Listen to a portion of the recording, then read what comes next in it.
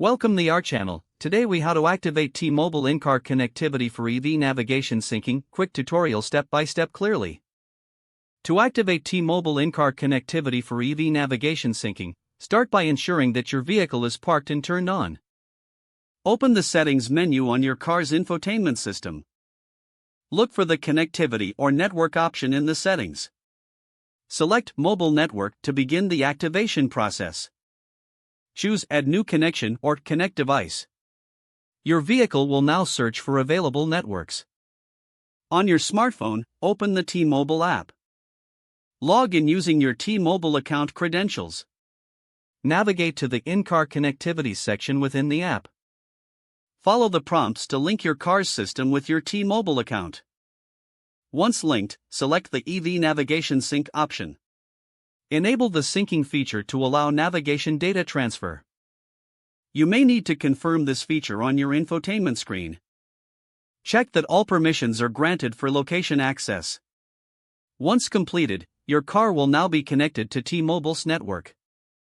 Test the functionality by inputting a destination in your EV's navigation system.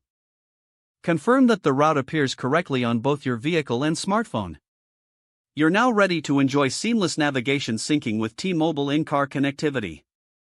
If the page does not load, refresh the browser or try again in a private or incognito window. Make sure you are using the correct email address, then retype it carefully to avoid small typos.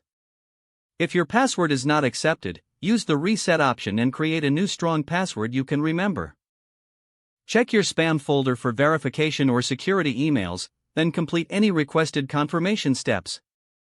Enable two-factor authentication if available to improve account security and reduce unauthorized access risk.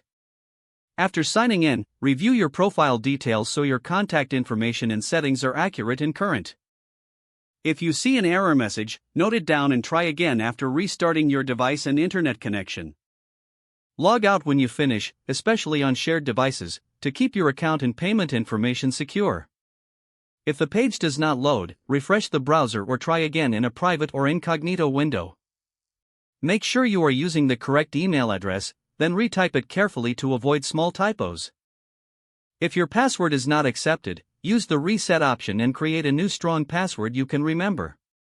Don't forget to like this video and subscribe to our channel for more step-by-step tech guides.